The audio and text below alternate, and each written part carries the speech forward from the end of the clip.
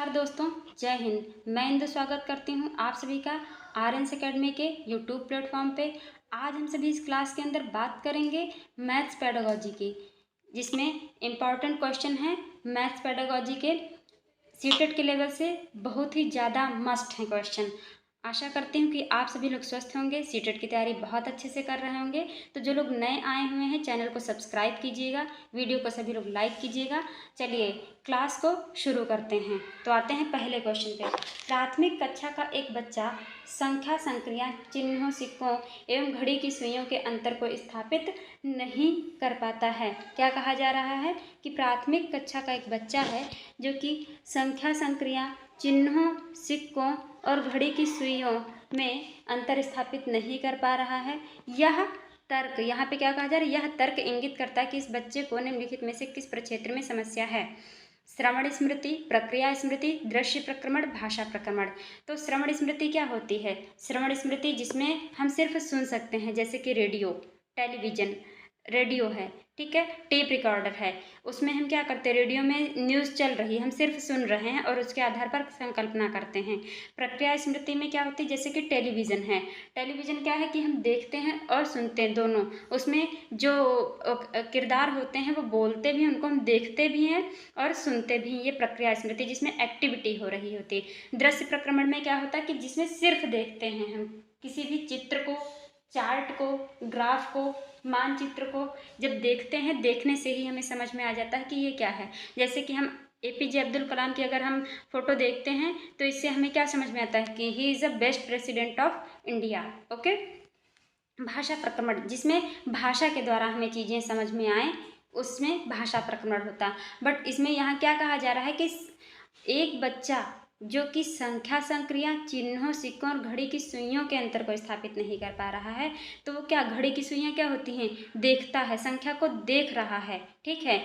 चिन्हों को, कि ये चिन्ह क्वेश्चन मार्क का है या फुल स्टॉप का है, ये कौन सा चिन्ह है, ये इसको समझ में आना चाहिए। तो देख करके जो चीज़ समझी जाती है उसे दृश्य प्रक्रमण कहते हैं। यानी कि इसमें क्या तर्क इंगित कर रहा है, बच्चा क्या नहीं कर पा रहा है, उसे दृश्य प्रक्रमण की समस्या है। अब आते हैं हम अगले क्वेश्चन पे। अगला क्वेश्चन क्या कहता है कि प्राथमिक स्तर पर विद्यार्थियों के गणित अधिगम का मूल्यांकन करने के लिए निम्नलिखित में से कौन सी प्रभावशाली योजना नहीं है। ऑप्शन ए कहता है कि मुख्यतया समूह संचालित कार्यों का प्रयोग किया जाए। अगला कहता है हत्या, नहीं हत्या, ये इसमें गलत टाइपिंग हो गई है, यहाँ होगा कार्यों की अभिकल्पना की जाए कि यंत्रवत रटने और संकल्पना समझ में अंतर किया जा सके। सी ऑप्शन कहता है विद्यार्थियों की त्रुटियों को जानकर उसके तर्क का विश्लेषण किया जाए। डी ऑप्शन कहता है ऐसे कार्यों की अभिकल्पना की जाए जिसमें एक से अधिक स्तर के उत्तर प्राप्त हों। बिल्कुल सही। देखिए ये तीनों ऑप्शन क्या हैं, हमारे सही हैं कि कार्यों की अभिकल्पना की जाए और यंत्रवत रटने और संकल्पना समझ में अंतर किया जा सके। ये तो बहुत ही ज़रूरी है। विद्यार्थियों की त्रुटियों को जान जाएंगे तो उसके तर्क का विश्लेषण कर सकते हैं, ये भी सही है। ऐसे कार्यों की अभिकल्पना की जाए कि जिसमें एक से अधिक स्तर के उत्तर प्राप्त हो सकें। तो ये भी क्या होता है, मूल्यांकन की दृष्टि से बिल्कुल सही है प्राथमिक स्तर पर। लेकिन इसमें पूछा गया है कि कौन सा प्रभावशाली योजना नहीं है। नहीं हमने कहा कि आप लोग क्या करें, अंडरलाइन कर लें। नहीं अगर है तो इसमें ऑप्शन हमारा क्या सही होगा, ऑप्शन ए सही होगा कि मुख्यतया समूह संचालित कार्यों का प्रयोग किया जाए। देखिए अगर मैथ में हम बच्चों को क्वेश्चन देंगे तो उसमें ऐसा तो नहीं है कि एक क्वेश्चन देते हैं तो उसमें फार्मूला एक बच्चा लगाएगा, उसकी कैलकुलेशन दूसरा बच्चा करेगा, तो और आगे बचा हुआ काम क्या करेगा तीसरा बच्चा। ऐसा कुछ नहीं है, ठीक है। अगर हम क्वेश्चन देते भी हैं समूह में तो उसको जितना एक बच्चा हल करेगा उतना ही, बस ये है ज्ञान दूसरा हो सकता है, एक बच्चे का फॉर्मूला रखने का तरीका, एक बच्चे की शॉर्ट ट्रिक रखने का तरीका। तो इसमें क्या होगा कि समूह संचालित कार्यों का प्रयोग किया जाए। ये योजना मैथ के लेवल पे देखी जाए तो प्रभावशाली योजना नहीं है। तो इसमें ऑप्शन क्या हो जाएगा, ऑप्शन ए सही हो जाएगा।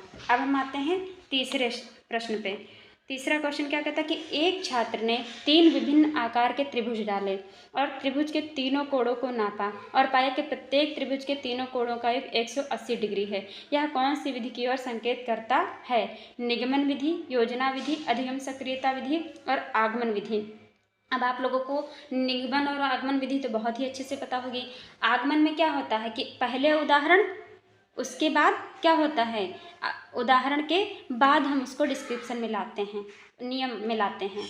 और निगमन में क्या होता है कि पहले नियम और फिर उदाहरण की बात करते हैं, निगमन विधि। तो इन दोनों में ऑप्शन कौन सा सही हो जाएगा? इसमें योजना विधि और अधिगम सक्रियता विधि तो लगेगी ही नहीं। या तो अधिगम, क्योंकि ये मैथ पेडागोजी है ना, तो या तो पहले नियम बताएंगे फिर उदाहरण देंगे, और या तो पहले उदाहरण देंगे फिर नियम। तो इसमें ऑप्शन कौन सा सही हो जाएगा? ऑप्शन नंबर डी हमारा बिल्कुल सही ऑप्शन हो जाएगा। ठीक है, कौन सा ऑप्शन सही हो जाएगा? ऑप्शन नंबर डी सही हो जाएगा, आगमन विधि। आगमन विधि में क्या होता है कि पहले हम उदाहरण देते हैं और फिर नियम बताते हैं। ठीक है, अब आते हैं अगले प्रश्न पे। अगला प्रश्न कहता है कि कक्षा 5 में गणित के पीरियड में यह वाद विवाद रखा गया कि शून्य सबसे अधिक प्रभावशाली संख्या है। यह क्रियाकलाप बच्चों को प्रोत्साहित करता है। ये क्रियाकलाप क्या है कि बच्चों को प्रोत्साहित करता है। शून्य जो है वो सबसे अधिक प्रभावशाली संख्या है। ये कहा गया कक्षा 5 में गणित के पीरियड में। तो ऑप्शन क्या कहता है? पहला, विश्लेषण और संश्लेषण में, वे संख्याएं लिखने में जिनमें शून्य हो, वे संख्याएं हल करने में जिन संख्याओं के अंत में शून्य हो, या मित्रों को सहयोग देने में। तो ऑप्शन हमारा इसमें कौन सा सही होगा? विश्लेषण और संश्लेषण। पहला जो ऑप्शन है वो हमारा सही होगा। क्यों? क्योंकि कक्षा 5 में गणित के पीरियड में ये एक टॉपिक रखा गया है कि आप, कुछ लोग फेवर में बोले कुछ लोग अनफेवर में, शून्य सबसे अधिक प्रभावशाली संख्या है, कैसे? तो विश्लेषण और संश्लेषण, इसमें दोनों ही प्रक्रिया क्या होगी? जरूरत होंगी। एक लोग फेवर में बोलते हैं, दूसरा क्या है? अनफेवर में बोलता है। तो इसमें विश्लेषण और टॉपिक का क्या होगा? संश्लेषण। उसकी जानकारी भी प्रॉपर दी जाएगी और उसमें तर्क भी रखे जाएंगे। तो हमारा ऑप्शन ए बिल्कुल सही हो जाएगा। अब आते हैं अगले प्रश्न पे। एक बच्चा जिस अवस्था में सभी संख्या संबंधी संक्रियाओं को करने में सक्षम है तथा भिन्नों के सम प्रत्यय की व्याख्या करने में सक्षम है, वह अवस्था कौन सी है? विभाजनात्मक अवस्था, संक्रियात्मक अवस्था, आरंभिक अवस्था, या परिमाणात्मक अवस्था? तो इसमें कौन सी अवस्था हो जाती? संक्रियात्मक अवस्था। संक्रियात्मक अवस्था क्या? एक बच्चा जिस अवस्था में सभी संख्या संबंधी संक्रियाओं को करने में कहा गया है सक्षम है, तो वह भिन्नों की संप्रत्यय व्याख्या करने में किस अवस्था में सक्षम होगा? संक्रियात्मक अवस्था में। ऑप्शन नंबर बी हमारा बिल्कुल सही होगा। क्वेश्चन नंबर 6 पे आते हैं। निम्नलिखित किस क्षेत्र में गणित की पुस्तक प्रयोग नहीं की जाती है? कौन सा ऐसा क्षेत्र है जिसमें गणित की हम बुक नहीं यूज़ करते हैं? स्वाधिगम, पाठ्य, टिप्पणी की तैयारी, प्रश्नों की तैयारी, या समय तालिका की तैयारी? तो गणित की पुस्तक अगर किस में प्रयोग नहीं करते हैं? जब प्रश्नों की तैयारी, अगर मान लीजिए गणित की तैयारी करनी, गणित का हमें क्वेश्चन पेपर बनाना है, ठीक है, तो अगर 1 से 5 के बच्चे हैं तो उसमें ज़रूरी नहीं कि हर एक चैप्टर से, हालांकि चैप्टर से तो लिया जाता है, लेकिन उसमें प्रश्नों की तैयारी करने के लिए अगर एक टाइम के लिए बुक नहीं भी है और हम प्राथमिक स्तर के बच्चों को क्वेश्चन दे रहे हैं, प्रश्नों की तैयारी कर रहे हैं, तो उसमें हम जोड़, घटाना, गुणा, भाग, ब्रैकेट वाले क्वेश्चन हर तरह के क्या है अपने आप भी दे सकते हैं। उसमें बुक लेने की आवश्यकता नहीं होती है। ठीक है, अब आते हैं अगले क्वेश्चन पे। अगला क्वेश्चन क्या कहता है कि गणित करने की युक्ति के रूप में सवाल हल करने में शामिल है। गणित को हल करने की, यहाँ पे क्या होगा क्वेश्चन में कि गणित को हल करने की युक्ति के रूप में सवाल हल करने में शामिल है क्रियाकलाप आधारित उपागम, अनुमान लगाना, व्यापक अभ्यास, हल पर पहुंचने के लिए संकेतों का प्रयोग। तो देखिए, अगर सवाल हल करना है तो क्या अनुमान से सवाल हल हो जाएगा? गलत। व्यापक अभ्यास, ठीक, अभ्यास तो करना होता है, लेकिन क्या है कि हल पर पहुंचने के लिए संकेतों का प्रयोग नहीं, सिंबल का भी प्रयोग करने से कुछ नहीं होता। हमें बाकायदा फार्मूला लगाना होता है, फिर उस पर एक्टिविटी करनी होती है। क्रियाकलाप आधारित उपागम जो होता है वो बिल्कुल सही ऑप्शन है कि सवाल हल करने में शामिल होता है। तो ऑप्शन नंबर ए बिल्कुल सही है। अब आते हैं हम अगले क्वेश्चन पे। निम्नलिखित में से कौन सा तथ्य रेखा संख्या पहचानने के लिए आवश्यक नहीं होता है? कौन सा तथ्य है जो रेखा संख्या पहचानने के लिए आवश्यक नहीं होता है, पूछा गया। तो ऑप्शन ए, रेखा संख्या के बारे में तथ्य, दिशा के धनात्मक और ऋणात्मक पर तथ्य, एक सीधी रेखा पर तथ्य, या रेखा संख्या बिंदु और संख्या के बीच में संबंध है। तो इसमें ऑप्शन नंबर डी बिल्कुल सही हो जाएगा। कौन सा ऑप्शन सही होगा? डी, कि रेखा संख्या बिंदु और संख्या के बीच में संबंध। रेखा संख्या पहचानने के लिए आवश्यक नहीं होता है। बाकी चीज़ों के लिए रेखा संख्या पहचानना है अगर, तो रेखा संख्या के बारे में तथ्य आवश्यक होना चाहिए, दिशा के धनात्मक और ऋणात्मक पर तथ्य ये भी जानना चाहिए, एक सीधी रेखा पर तथ्य, ये सारे तथ्य हमें पता होने चाहिए। क्योंकि इस क्वेश्चन में कह रहा था नहीं, तो नहीं पे हम लोग टिक कर लेंगे और उसके हिसाब से क्वेश्चन को हल करेंगे, क्वेश्चन कभी गलत नहीं होगा। अब आते हैं अगला प्रश्न, षटभुजाकार पिरामिड के बारे में कौन सा कथन सत्य है। षटभुजाकार अगर पिरामिड है तो कौन सा कथन सत्य है। इसके 2 षटभुजाकार फलक होते हैं और 6 आयताकार फलक होते हैं। इसके 6 षटभुजाकार फलक होते हैं जो 6 आयताकार फलकों से जुड़े होते हैं। इसके 6 फलक होते हैं, प्रत्येक फलक षटभुज होता है।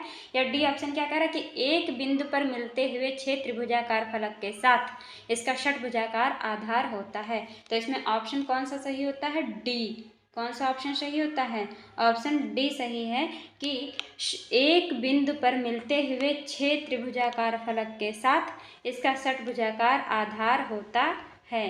तो षटभुजाकार पिरामिड के बारे में ऑप्शन नंबर डी बिल्कुल सही है। अब आते हैं हम अगले क्वेश्चन पे। अगला क्वेश्चन एनसीएफ से आ गया है, नेशनल करिकुलम फ्रेमवर्क 2005 के अनुसार गणित शिक्षण होना चाहिए। कैसा गणित शिक्षण होना चाहिए, तो इसमें एनसीएफ 2005 क्या कहता है, ये तो आप सभी को पता है कि बाल केंद्रीय शिक्षण होना चाहिए। ठीक है, अगला क्वेश्चन क्या कहता है, अगला क्वेश्चन कहता है कि विद्यार्थियों के गणितीय निष्पादन अवरोधन के साथ संबंधित चाक्षुष स्मृति अवरोधन का संभावित संकेतक है। क्या संकेतक है, गणित संबंधी तथ्यों के संधारण में अयोग्यता और समय बनाने में कठिनाई, संख्या रेखा का प्रयोग करने में कठिनाई, एक क्रम में घटना करने में कठिनाई, छोटे परिचालकों के साथ व्यवहार करने में कठिनाई। तो इसमें ऑप्शन क्या कह रहा है, क्वेश्चन क्या कह रहा है कि गणितीय निष्पादन अवरोधन के साथ संबंधित चाक्षुष स्मृति अवरोधन का संभावित संकेतक क्या होता है।